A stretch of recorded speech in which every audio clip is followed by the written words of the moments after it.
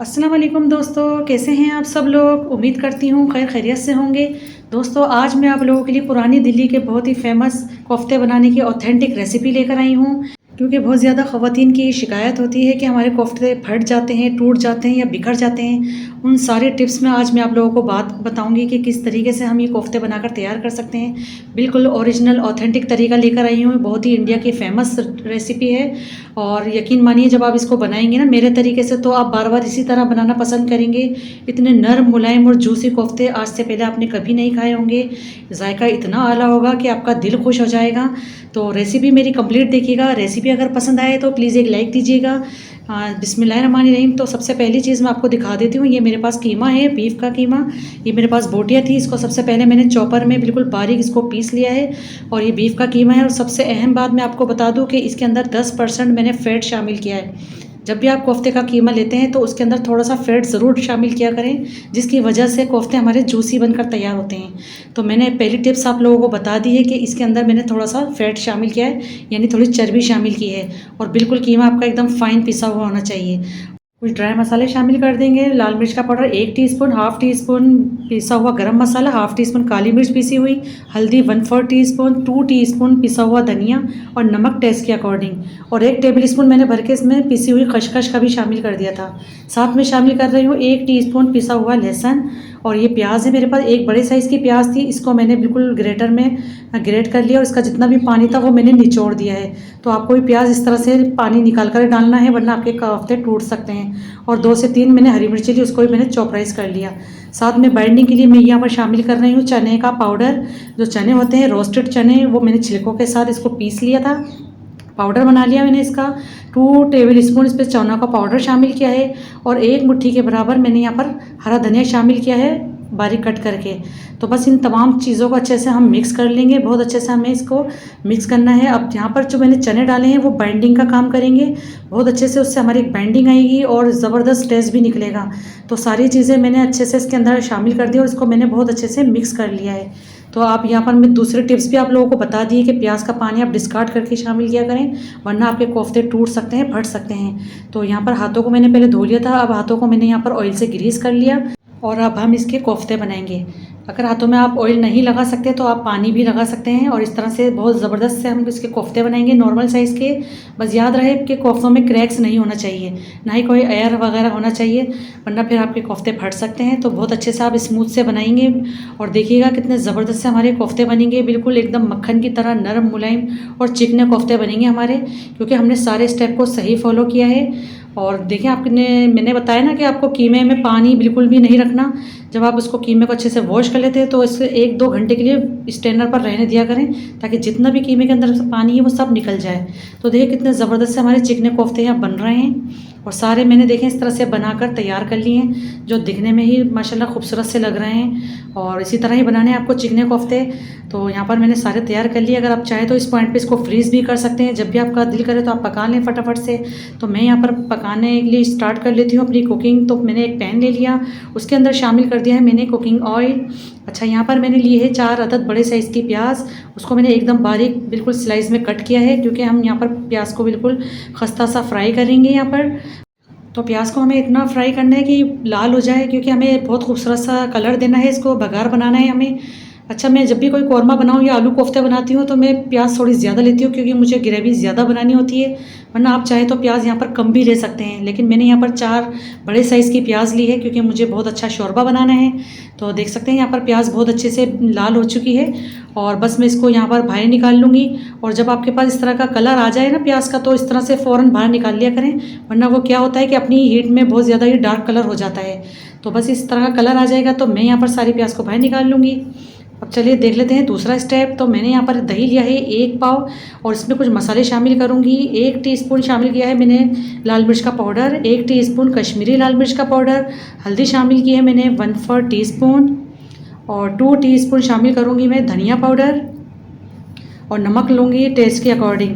तो ये जब सारे मसाले हम इस तरह से दही के अंदर मिक्स करके पकाते हैं ना, तो यकीन मानिए आलू कोफ्तों का जो जायका होता है वो इतना आउट क्लास हो जाता है कि आपकी सोच है।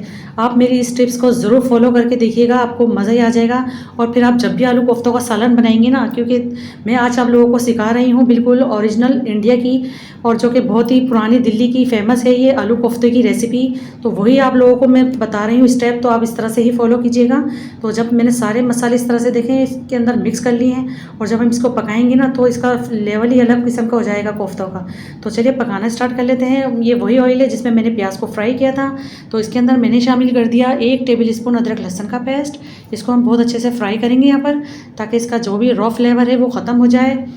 तो इसको मैंने अच्छे से यहाँ पर भून लूँगी, और यहाँ पे शामिल कर रही हूँ 2 से 3 हरी इलायची। अगर आपके पास इलायची नहीं है तो आप इसको स्किप कर दीजिएगा, क्योंकि आज मैं कोई खड़े मसालों का इस्तेमाल नहीं करूँगी। लास्ट में मैं शामिल करूँगी सिर्फ पिसा हुआ गरम मसाला पाउडर। तो बिल्कुल मैं आप लोगों को ओरिजिनल ऑथेंटिक रेसिपी दे रही हूँ। मैं यहाँ पर गरम मसालों का इस्तेमाल बिल्कुल भी नहीं करूँगी, लेकिन आप जब ये बनाएंगे मेरे तरीके से तभी आपको पता चलेगा कि मैं आप लोगों को क्या सिखा रही हूँ। तो ये जो दही का जितना भी मैंने पेस्ट बना के रखा हुआ था मसालों का, वो मैंने शामिल कर दिया है। अब इसकी हमें यहाँ पर करनी है बहुत अच्छे से भुनाई। तो यहाँ पर अच्छे तेज़ आंच में हम इसकी भुनाई भी करेंगे, ताकि जितने भी मसाले हमने इसके अंदर शामिल किए हैं वो अच्छे से पक जाएं। चाहे तो आप इसके लीड लगा के भी इसको थोड़ी देर के लिए पका सकते हैं, ताकि मसाले हमारे अच्छे से कुक हो जाएंगे। तो यहाँ पर मैंने लीड लगाई थी थोड़ी देर के लिए, तो देखें बहुत अच्छे से यहाँ पर पक चुके हैं। दही का जो पानी था वो ड्राई हो चुका है। तो अब यहाँ बारी आ जाती है कोफ्ते शामिल करने की। तो यहाँ पर जो हमने कोफ्ते बना के रखे हैं वो हम शामिल करते जाएंगे इस बैटर के अंदर, जो हमने मसाला भून के रखा हुआ है दही का। इस तरीके से ये बनाएंगे तो ज़्यादा बेहतर बनेंगे, क्योंकि हमारे कोफ्ते भी जूसी बनेंगे, और यकीन मानिए बहुत ज़बरदस्त इसका जायका निकल कर आएगा। तो यहाँ पर देखें सारे कोफ्ते मैंने इसके अंदर शामिल कर दिए हैं, और 5 मिनट के लिए मैंने इसको लीड लगा दी है। 5 मिनट के बाद हम इसको चेक करेंगे। तो यहाँ पर अभी चम्मच हम इसको बिल्कुल भी नहीं चलाएंगे, क्योंकि अभी कच्चे हैं, टूट सकते हैं, चांसेस ज़्यादा होते हैं इसके टूटने के। बस कपड़े से पकड़ कर हम इस तरह से इसको घुमाते जाएंगे, और बस इसी तरह से हमको पकाते जाना है।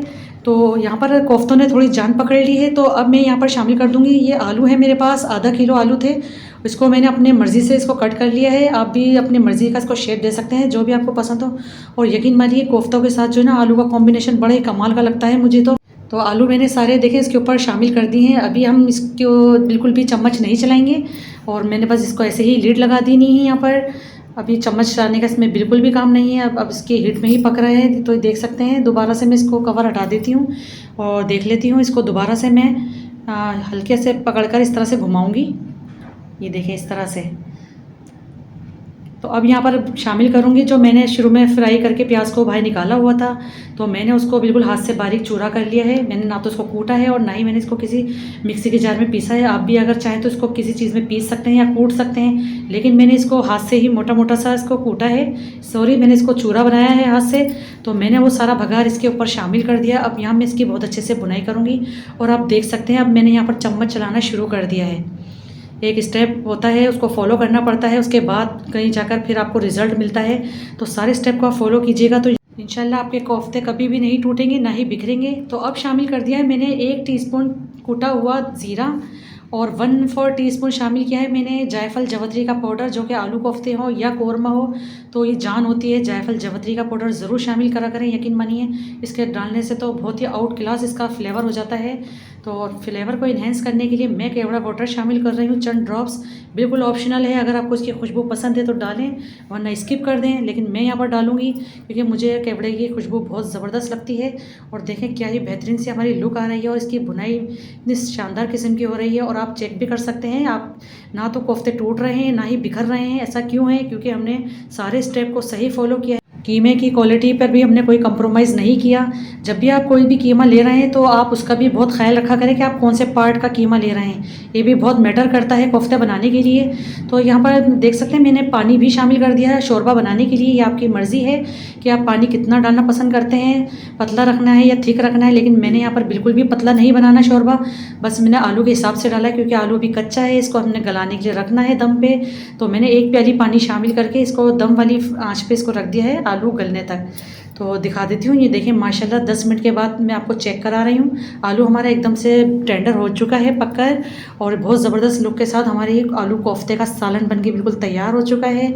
ऊपर से मैंने बारीक कटा हुआ फ्रेश हरा धनिया शामिल कर दिया है, खूब सारा हरा धनिया शामिल किया है, और 1 टीस्पून भर के मैंने शामिल किया है गरम मसाला पाउडर, मैंने कहा था ना मैंने गरम मसाले साबुत यहाँ इस्तेमाल नहीं किए हैं, लास्ट में डालेंगे हम पिसा हुआ। तो यही वो टिप्स है और यकीन मानिए इतना बेहतरीन इसका जायका आता है जो कि आप लोगों को दिखने से ही अंदाज़ा हो रहा होगा। और हरा धनिया आप ज़रूर डाला करें, गोली के अंदर भी डाला करें और बाहर भी डाला करें, क्योंकि मुझे नहीं लगता कि हरा धनिया के बगैर कोफ्ते जो हैं मुकम्मल होते हैं। हरा धनिया के बगैर नामुकम्मल होते हैं कोफ्ते, हरा धनिया का इस्तेमाल ज़्यादा किया करें। तो आप इसकी लुक चेक सकते हैं, ये मैंने बिल्कुल आप लोगों को ओल्ड दिल्ली की फ़ेमस आलू कोफ्ते की रेसिपी दी है। और यकीन मानिए जब आप इसको खाएंगे तो आप खाते ही रह जाएंगे और उंगलियां चाटते रह जाएंगे, वाह वाह करते रह जाएंगे। अपनी फैमिली की दावत करें या दावतों में बनाएं, जिस तरह आपको अच्छा लगे आप बना सकते हैं। और ये आप इसकी लुक चेक करें और कोफ्ते भी आप चेक कर सकते हैं, इतने नरम इतने जूसी बने हैं। ऐसा क्यों है? क्योंकि हमने कीमे में हमने फ़ैट भी शामिल किया था। तो आई होप आपको आज की मेरी ये रेसिपी ज़रूर पसंद आई होगी। रेसिपी अगर अच्छी लगी है तो प्लीज़ लाइक कर दीजिए, शेयर कर दीजिए, दोस्तों में फैमिली मेम्बर्स में ज़रूर शेयर करा करें। चैनल पर नए हैं तो चैनल को भी ज़रूर सब्सक्राइब करिए। मिलती हूँ एक और नेक्स्ट रेसिपी के साथ, जब तक के लिए अल्लाह हाफिज़।